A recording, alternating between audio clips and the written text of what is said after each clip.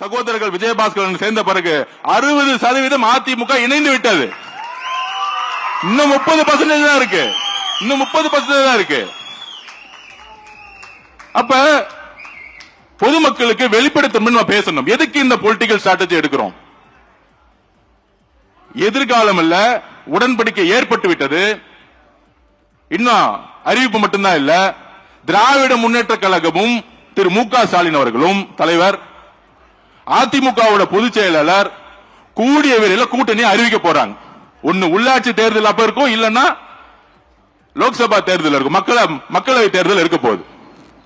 அப்ப இவங்க ரெண்டு பேரும் சேரும் பொழுது கையில் வச்சிருக்க பணமும் டெல்லியோடைய சப்போர்ட்டும் பிஜேபியோட சப்போர்ட்டும் சேர்ந்துகிட்டு ஒரு அரசியல் சூழ்நிலையை தவறா தமிழ்நாட்டில் உருவாக்கிட கூடாது.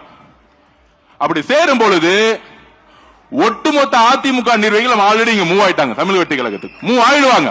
அந்த முடிவு எடுக்க போது முடிய அப்ப நாளைக்கு அதிமுக வெறும் பேப்பர் லெவல்ல இருக்கும்.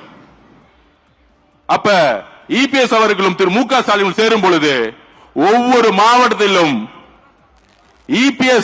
திரு இபிஎஸ் அவருடைய அதிமுக வேலை செய்யறதுக்கு ஒரு நிர்வாகி இருக்க மாட்டாங்க. ஒரே ஒரு நிர்வாகி இருக்க மாட்டாங்க.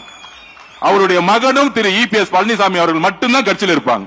இன்னொரு 5 பேர் இருப்பாங்க. அவங்களுக்கு தேர்தல் வேலை செய்யவே தெரியாது. அவங்களை விட்டுருவோம். இப்பயே தீர்மானம் போடுறாங்களாம், திரு மிதுன் அவர்கள் கட்சியை வழி நடத்தணும், இளைஞர் அணி தலைவர் ஆகணும்.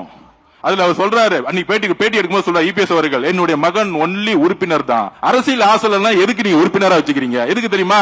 திரு உதயநிதி அவர் சொன்னாருங்களே, என் மகன் 25 வருஷமா உறுப்பினரா இருந்தாரு, அதனால டக்குன்னு இளைஞர் தலைவர் ஆகிட்டேன், அதனால சட்டமன்ற உறுப்பினர் ஆகிட்டேன், அதனால துணை முதலமைச்சர் ஆகிட்டேன். இதே கதை தான் அடுத்து இபிஎஸ் அவர்கள் ஃபாலோ பண்ண போறாங்க. இது தெரிஞ்சுக்கிட்டாங்க எல்லா மக்கள், எல்லா மாவட்ட செயலாளர்களும், எல்லா முன்னாள் அமைச்சர்களும் நல்லா தெரிஞ்சுக்கிட்டாங்க. இது குற்றச்சாட்டு அல்ல.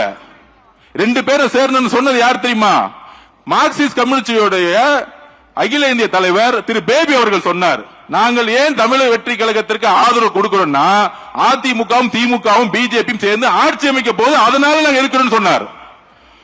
திரு சண்முகம் அவர்கள் மார்க்சிஸ்ட் கம்யூனிஸ்டுடைய தலைவர் தமிழ்நாட்டில் அவர் சொன்னார், திமுகவும் அதிமுகவும் பிஜேபியும் சேர்ந்து ஒரு புடலங்கா கூட்டணி உருவாக்குவீங்க, அதுக்கு நாங்க சப்போர்ட் பண்ணுவோமா? இது சொன்னது யாரு? தமிழ் வெற்றி கழகமா? இல்லை. 10 வருஷமா திமுக கூட்டணியில் இருந்த கம்யூனிஸ்ட் தோழர்கள். ஐஎம்எல் தலைவர் சொல்றாரு, என்ன கூப்பிட்டாங்க, அதிமுகவும் திமுகவும் சேர்ந்து ஆட்சி அமைக்கிறதுக்கு சப்போர்ட் கொடுக்க சொன்னாங்க. முதல்ல 2.5 வருஷம் அவங்க முதலமைச்சர் இபிஎஸ் அவர்கள் முதலமைச்சர், அடுத்து உதயநிதி முதலமைச்சர். என்ன ஒரு சூழ்ச்சி, எவ்வளவு பெரிய அநியாயம்!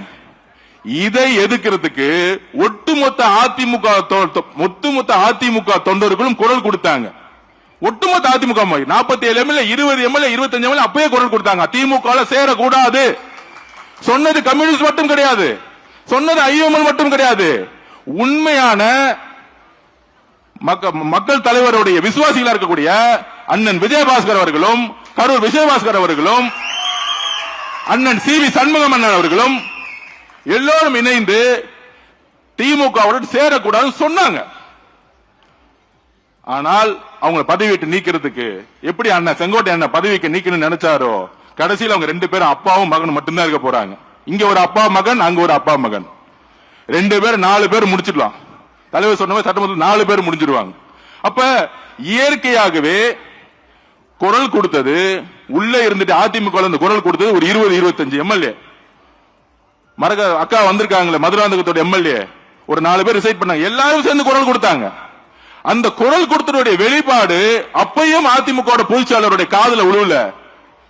அதனாலதான் ரிசைன் பண்ணி தமிழக வெற்றி கழகத்தில் சேர்ந்தாங்க தைரியமா. 10 நாள் அவர் எம்எல்ஏ ரிசைன் பண்ண அதுக்கு ஒரு தைரியம் வேணும். அந்த தைரியம் எங்கிருந்து வந்துச்சுன்னா, புரட்சி தலைவி அம்மா கிட்ட நான் வளர்ந்தேன், எனக்கு பேர் வச்சதே புரட்சி தலைவர் தான், அம்மா புரட்சி தலைவர் தான் எனக்கு பேர் வச்சாங்க. மதுராங்கத்தோட எம்எல்ஏ நம்ம சகோதரி சொன்னாங்களே, புரட்சி தலைவர் தான் பேர் வச்சாங்க. எப்படி நான் திமுக சேரும் போது நான் எப்படி அந்த கட்சியில இருப்பேன்? தைரியமா ரிசைன் பண்ணிட்டு வந்தாங்க.